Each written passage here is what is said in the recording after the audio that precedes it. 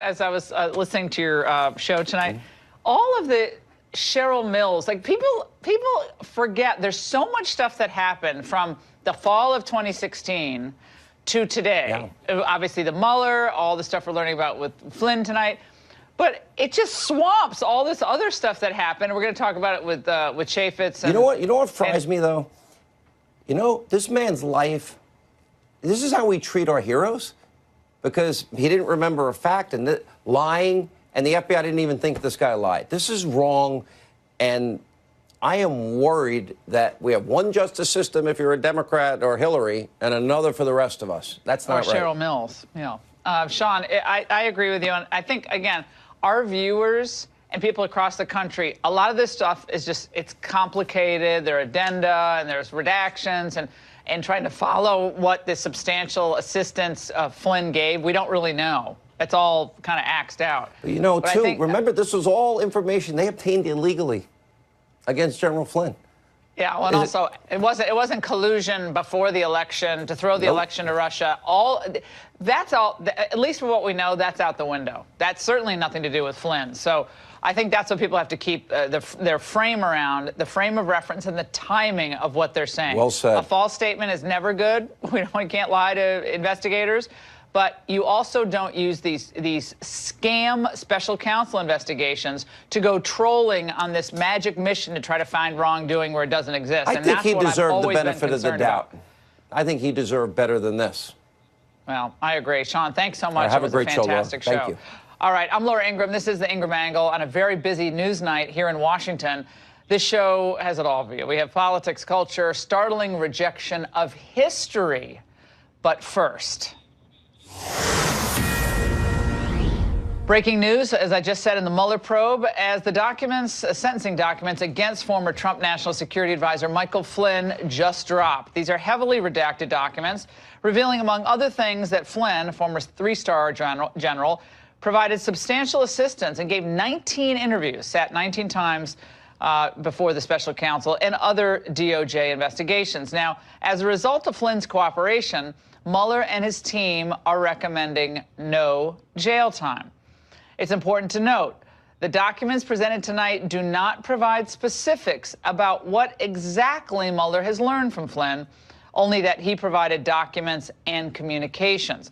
Now, what issues those communications refer to tonight is anyone's guess. Remember, this has been a saga that has enveloped the entirety of Donald Trump's presidency, and in the process, destroyed, as Sean said, this good man's life.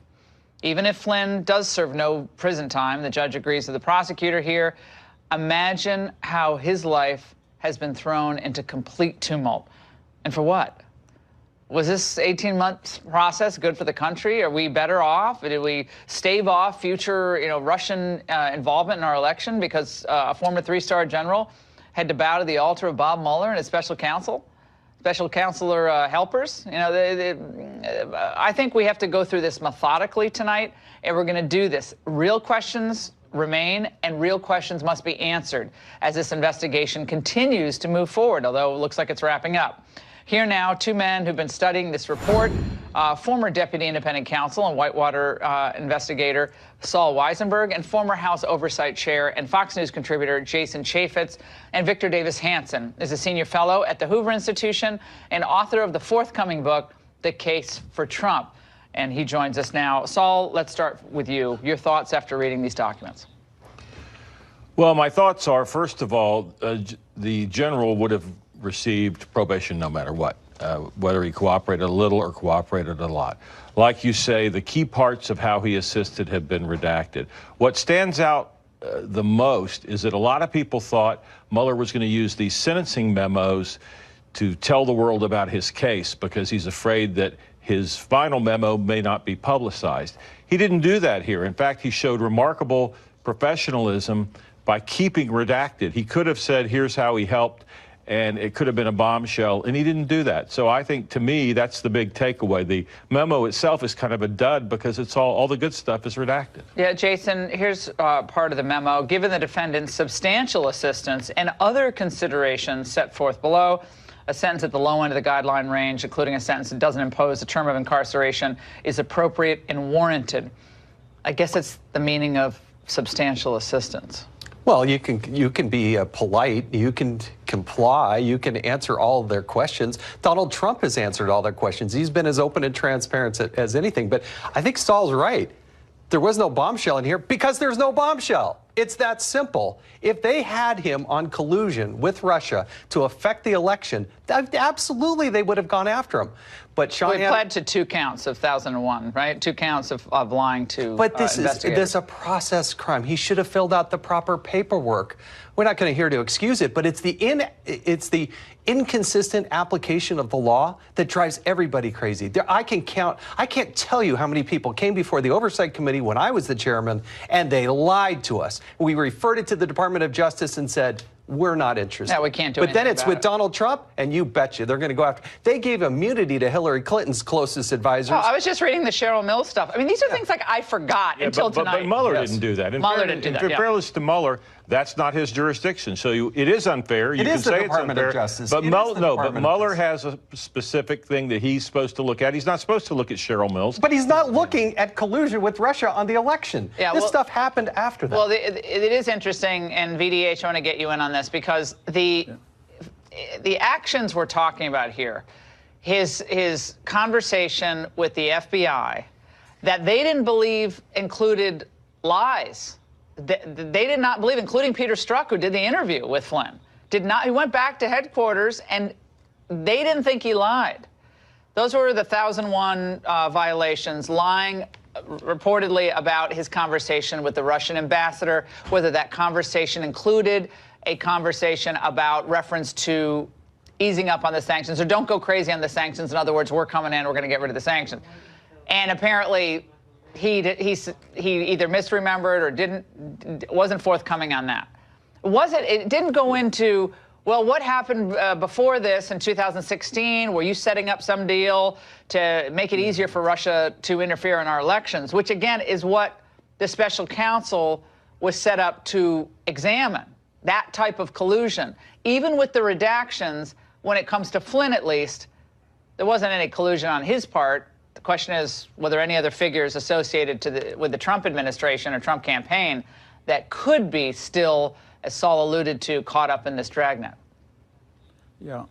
I think just as a historian, when I look for 2 things in these Mueller stories, one, does the Logan Act appear, and it was referenced in this, and one is the Foreign Agents Act, the FARA Act, appear. And when that appears, it tells me they really don't have anything, only because we've only had 2 people prosecuted on the Logan Act. John Kerry, all of August and September, met with the Iranian foreign ambassador in Paris, and he admitted that he was discussing the Iran deal, which was antithetical to the efforts of the present administration. Nobody called that a Logan violation, or at least seriously did. And we have all sorts of the swamp in Washington. Everybody's dealing with foreign agents. I mean, they're representative governments. Christopher Steele was not a U.S. citizen. He was a foreign British subject, and he was supplying data to the Hillary Clinton campaign for money, and he was seeding it throughout the government. Nobody talked about the agents there.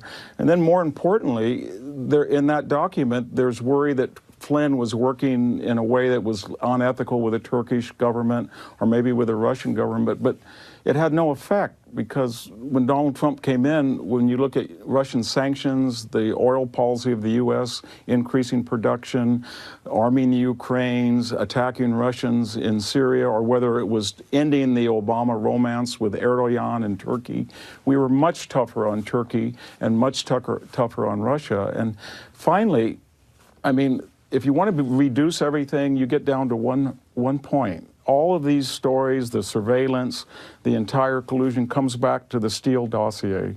And that was the source of the FISA warrants that was used, in part at least, to collate testimony with surveillance. And we know now that although they said it was a bought document, no one ever told the FISA court judges that it was paid for by Hillary Clinton. Nobody ever told them that Christopher Steele, the author of that dossier, had been let go as unreliable. Nobody ever told the FISA court judges that the news accounts they presented to those courts were circular and were based on the dossier itself.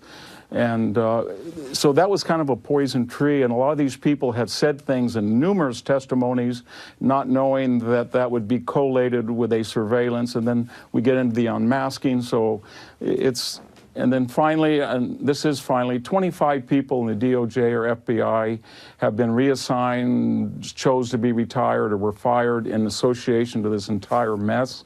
Nobody's talking about it. I can't think of any time in U.S. history with the two top intelligence agencies, the head of those agencies, Jim Clapper and John Brennan, not only had lied under oath to a congressional committee, admitted they lied under oath, and had entire exemption.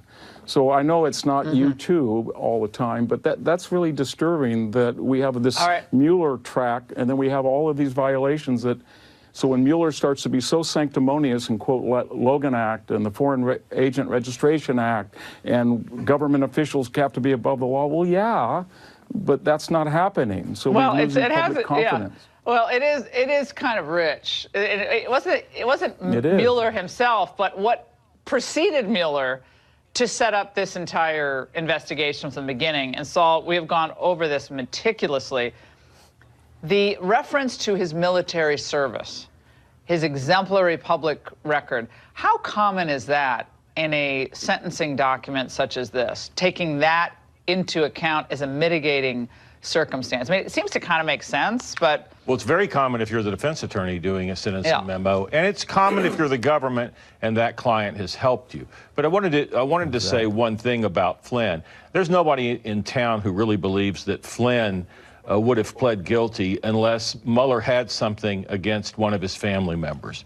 Or threatened his family members. Right, and that's often done by prosecutors, and I don't know of anybody who thinks that Flynn would have pled if that wasn't out there, and we just don't know what that is. I do want to say in Mueller's defense, there is a mention of the Logan Act here, but Mueller does not say in any way that Flynn violated it. Yeah, but throwing that in there. No, it's about a what. But the other thing to keep in mind, is that Mueller does say, he doesn't say what it is, but Mueller does say that Flynn provided important information about connections between the Trump campaign and the Russian government, or attempts to make connections. All I'm saying is, you're right, he doesn't say that Flynn did that, but he does say that Flynn provided information. So again, if there's nothing there, that may be the one reason Mueller's not talking about it, or it may be that Mueller's a professional and it's just not appropriate to release that information at this There's point. a lot of redactions here. The left tonight is going crazy. They're like, okay, it's Donnie Jr. I mean, it's speculation overdrive tonight. Delusion. On the other well, yeah, the collusion is all in the redactions. It's delusion. It's delusion. Collusion, all in the redactions. But Jason, again, we go to again what Victor Davis Hanson said. We have proven instances of blatant lying to cover up how this whole thing started in the first place. Lying to federal judges. And I say it's lying. When you say you don't reveal who actually started this whole ball rolling on the dossier, that's a lie. I still think that FISA judges should be a lot more angry about how this all went down from the beginning. From that spawned this entire investigation. From that filing and that surveillance spawned this entire thing. It was period. It was an absolute fabrication. They planted stories. Remember, a big part of this when we finally it's like a circular deal, like it's in the press. Oh, cite that and then put it in the FISA. That's right. Plant the story, take the story, present it to the court. I do think the House Judiciary and the Senate Judiciary, if Lindsey Graham's going to do his job to his fullest, bring up the FISA court judges. Have them explain how this process works. I was on the House Judiciary when we were going through hearings. They wouldn't let us even go to attend one of those meetings, and they wouldn't let us even talk to those judges. But there was clearly lying, misinformation. I know the Inspector General is still doing an investigation of the FISA courts. It's probably not till mid next year, it's best I can tell. It's going to take way too long. But the bottom line here with Mr. Flynn, he didn't have the financial means to fight I would say that when Saul, you referenced that, and Jason picking up on it, he doesn't have a lot of money. I mean, when a prosecutor says, "You ever want to see your wife again? You know, your son, you have a little grandchild. He's never going to see his grandchild. You're going to go to jail. He's going to go to jail for the next 30 years. Well, don't worry.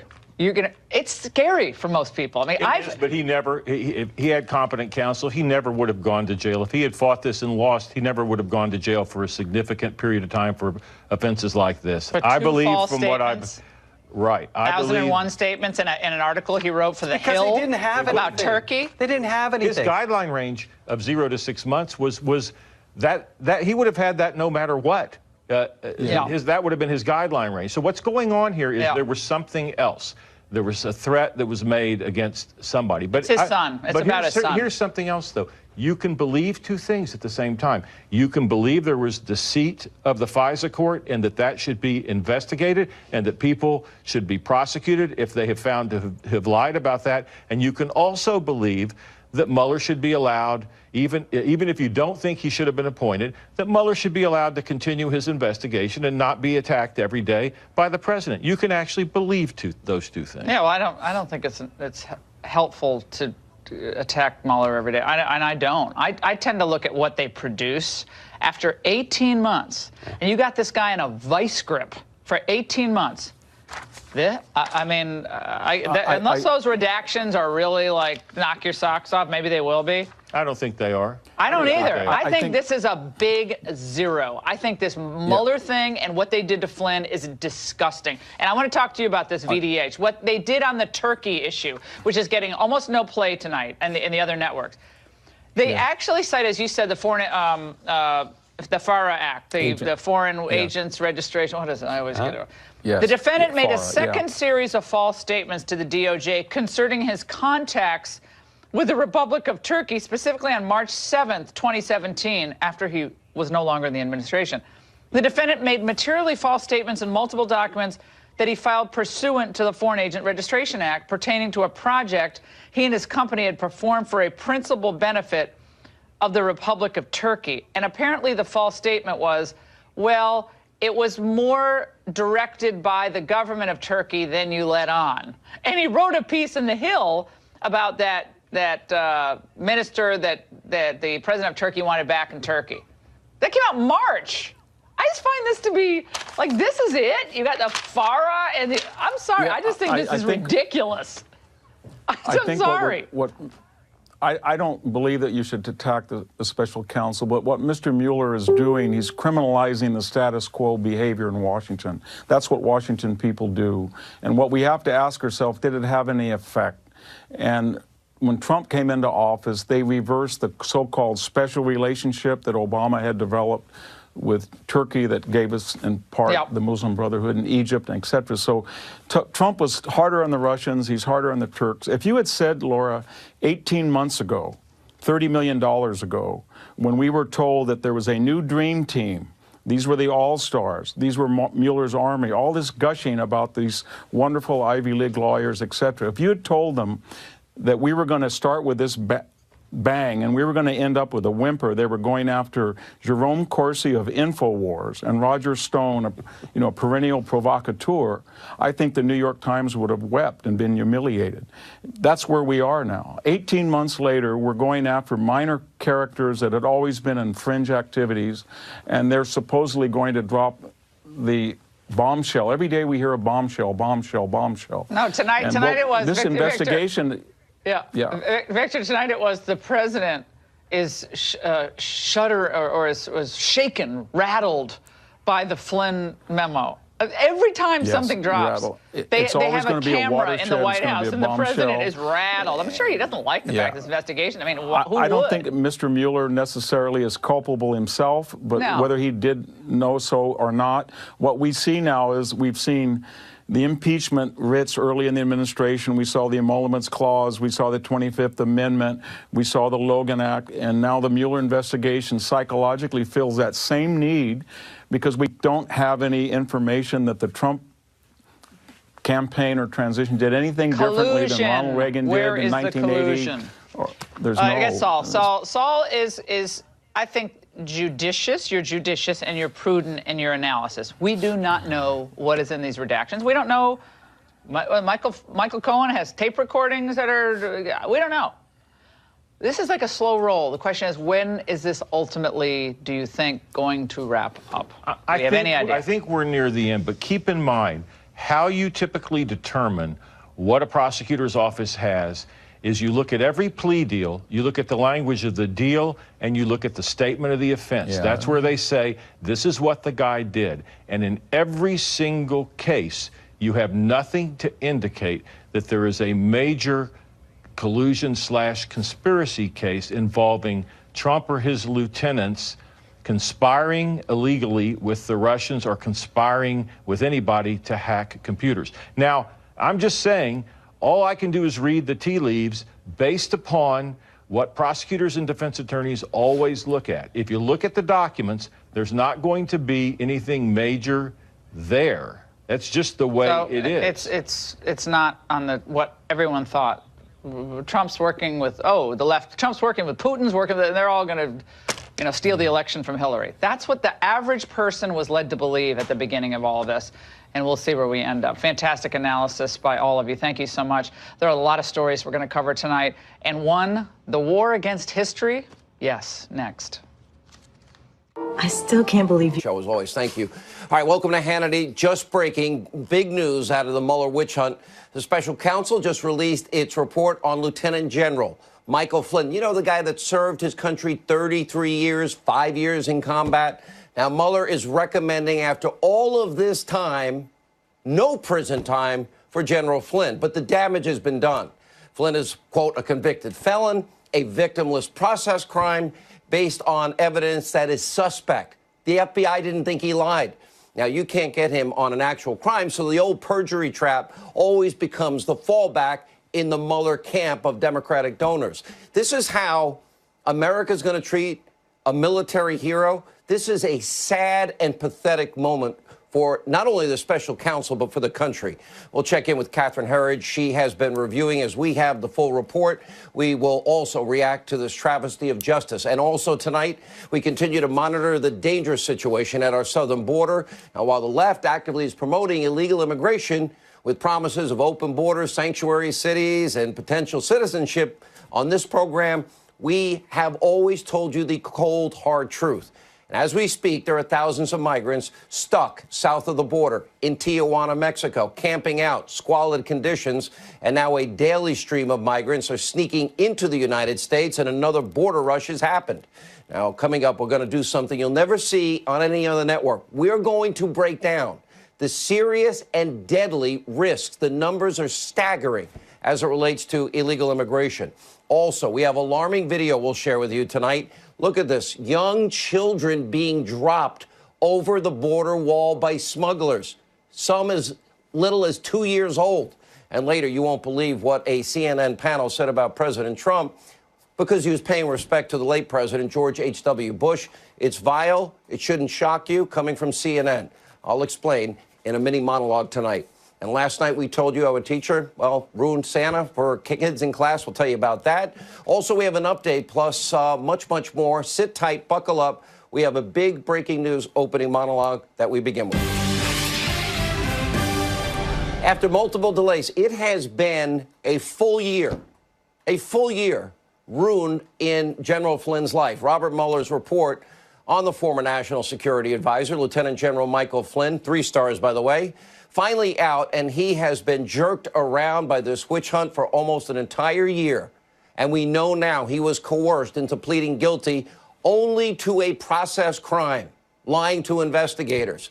Now, this despite fired FBI investigator James Comey, fired Deputy FBI Director Andrew McCabe, and even Peter Strzokor interviewed him, saying that there were 0 indications that, in fact, Flynn actually lied when they were in charge of the investigation. We begin tonight with a report in Washington with our own Catherine Herridge. Catherine, I actually have a report that you did. If I can put my glasses on, I'll find out the date on this thing.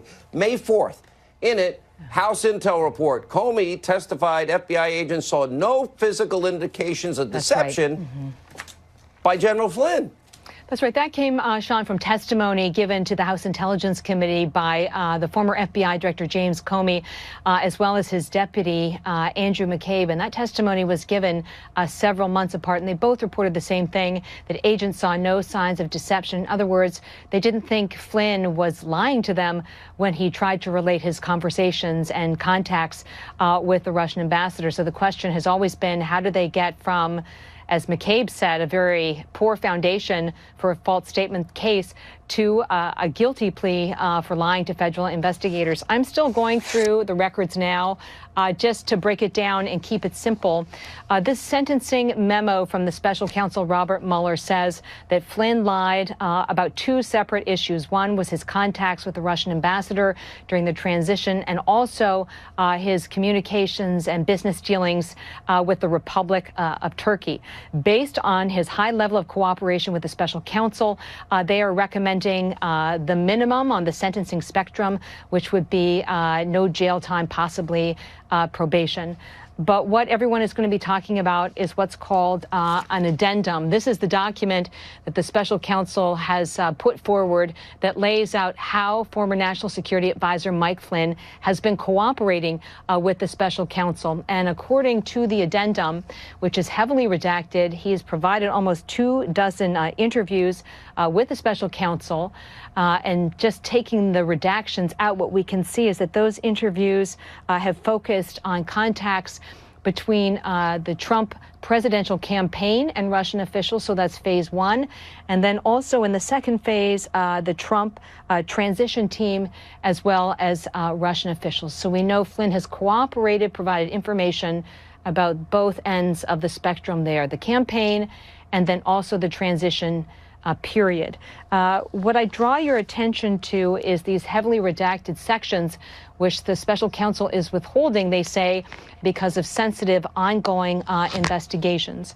But what they do say in one section is that Flynn has been so important to their investigations because, quote, the defendant began providing information to the government not long after the government first sought his cooperation. His early cooperation was particularly valuable because he was one of the few people with long-term and first-hand insight regarding events and issues under investigation by the special counsel. So the bottom line is the special counsel is recommending the minimum, so no jail time for the former National Security Advisor. You're quite right. What's detailed here are process crimes, what they call lying to federal investigators, which is a violation of 1001, typically a maximum of 5 years. But in this case, they're recommending the minimum, lying about contacts with the Russian ambassador during the transition period and lying about his work with the Republic of Turkey. What we can't know at this point is what's in those redacted sections and how it may relate to other individuals and any future criminal prosecution in the coming days or weeks, Sean. All right, Catherine Herridge in Washington. We'll get back to her later in the program tonight. When we talk about process crime, wouldn't it be normal, because when you look at the date, December 2016, incoming National Security Advisor talking to his Russian counterpart, this is way over the line. Look, I'm going to go through this slowly. If you believe in this constitutional republic, equal justice under the law, application of our laws, you ought to be very concerned tonight and outraged. General Flynn's entire life has been put in limbo for an entire year for this. I've read the entire report. They even used the Logan Act, and it actually rarely ever used or invoked. But Hillary and the Espionage Act, he's lost his house because he couldn't afford the attorneys. He had to sell his house. His life's work, 33 years of serving his country, washed down the drain for this, reputation destroyed for this. Nobody in the FBI thought this man lied. Comey didn't think so. McCabe didn't think so. Strzok, of all people, he didn't think so, and he interviewed Lieutenant General Flynn. 33 years of service, 5 years in combat in Iraq and Afghanistan. And this is the treatment, this is the thanks this country gives him. This is how we treat people. What kind of justice system is this?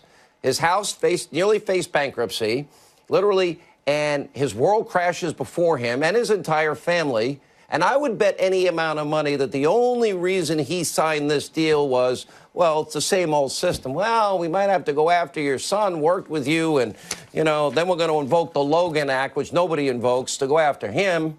So he could have made, instead of serving his country in the private sector, a lot more money. But now he has to sell his house, literally fall on the sword for his family. And don't forget, we know that they got through a lot of this information through what? We knew he was a victim of illegal surveillance, illegal unmasking, illegal leaking of raw intelligence. What about the people involved in those crimes? His rights were violated at every level. Now, this is a disgrace, and this is what we've been telling you, is a glaring example of a two-tier justice system in America. In Mueller's sentencing memo, it says, quote, senior government leaders should be held to the highest standards.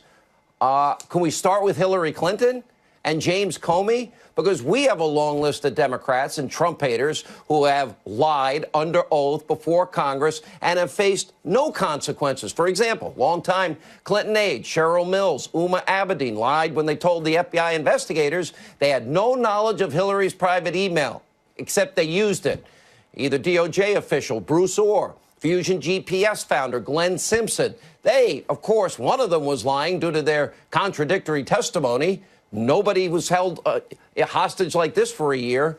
Dirty Dossier author Christopher Steele, his entire dossier has been debunked. He lied to the FBI, was fired for lying to the FBI, but he was still working with the Justice Department and Bruce Orr to get to Special Counsel Mueller. James Clapper lied under oath about the National Surveillance Program. So too did John Brennan, also likely lying under oath about leaking. And don't forget, James Comey himself lied under oath when he said the report about the Clinton investigation had not been written before she was interviewed. Lie. That was being written in May of 2016. They interviewed her in July of 2016. Comey's second in command at the FBI, Andrew McCabe, fired because of his pathetic pattern of lying.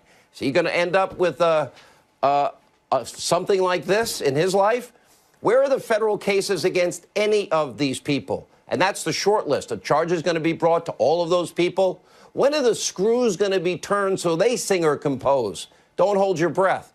And according to Michael Goodwin, President Trump, he is now preparing, and he should be preparing, for an all-out political war for good reason.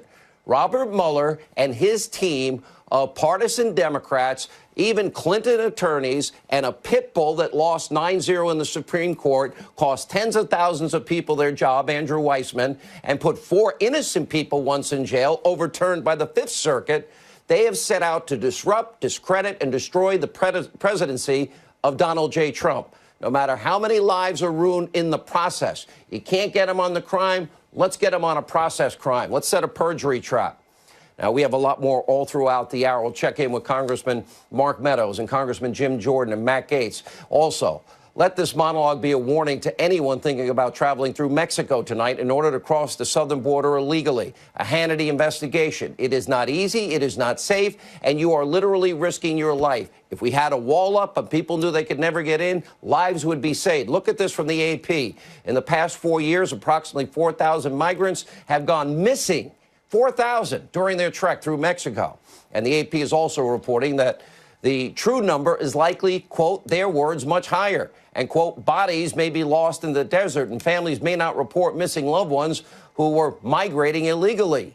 And cartels have a long, scary history of kidnapping, enslaving, murdering undocumented migrants traveling to the U.S. 2010, a mass grave containing 72 dead migrants was discovered. They were all murdered by a dangerous gang cartel called the Zetas cartel. And just this year, 100 migrants from the caravan, including children, have been kidnapped.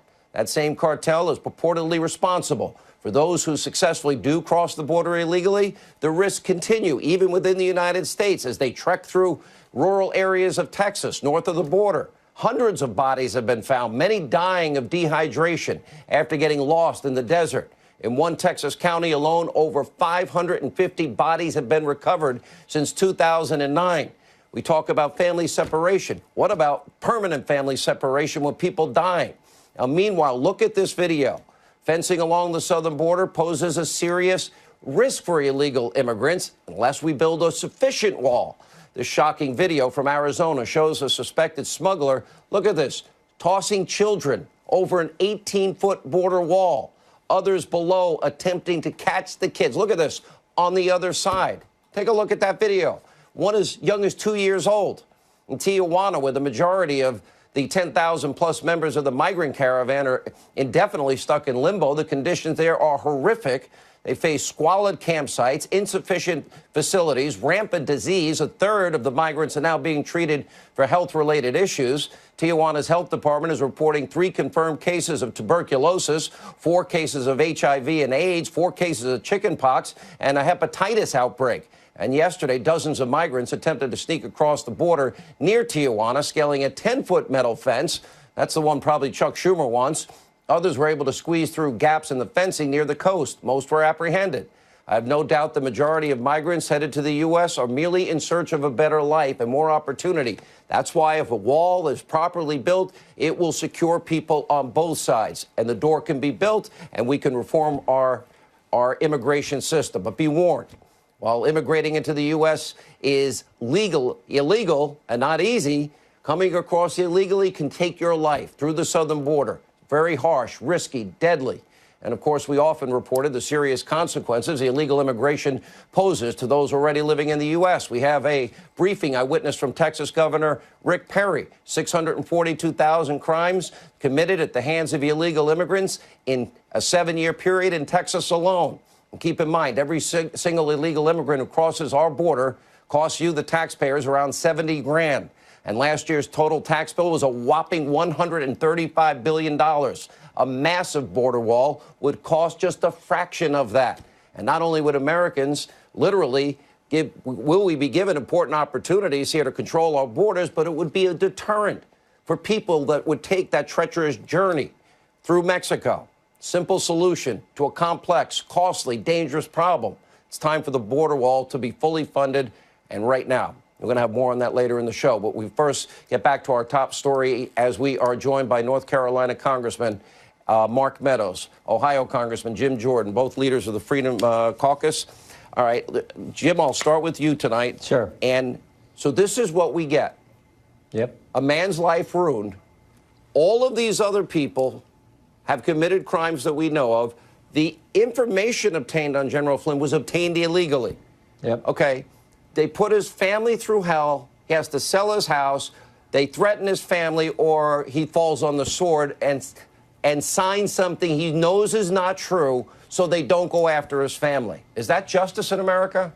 No, it's not. And your monologue was right on target, Sean. Remember, James Comey, director of the FBI, fired. Deputy Director McCabe lied 3 times under oath, fired. Chief counsel at the FBI, Jim Baker, demoted, then left. FBI counsel Lisa Page, demoted, then left. And Deputy Head of Counterintelligence Peter Strzok, demoted, then fired. But even those 5 people thought Mike Flynn didn't lie when he was interviewed by the FBI. Only Bob Mueller did, and now this is what happened. So we got to keep this in context. The top people at the FBI, all demoted, left, or fired, who launched and ran the Clinton investigation, launched and ran the Russian investigation, put the fake dossier in front of the FISA court to get a warrant to spy on the Trump campaign. Even they didn't think Mike Flynn lied when he was being interviewed by the FBI. And now Bob Mueller is saying he should get the most lenient sentence possible, but they still have the information he gave him. We'll find out what that is when we get the unredacted version of what Catherine was referring to tonight. Listen, I'm looking seriously, Mark Meadows, through all of this here. And what they're saying here, days prior to the FBI's interview, the defendant, Washington Post, published a story alleging he had spoken with Russia's ambassador to the United States on December 29th.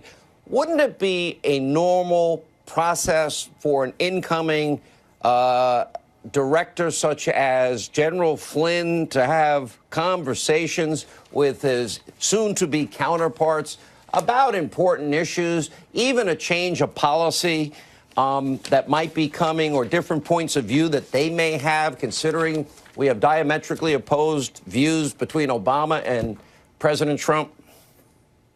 Well, it would be a natural occurrence, and I can tell you there are Democrats and Republicans on the Hill that probably have had a lot more conversations with the Russian ambassador than Mike Flynn ever thought about having.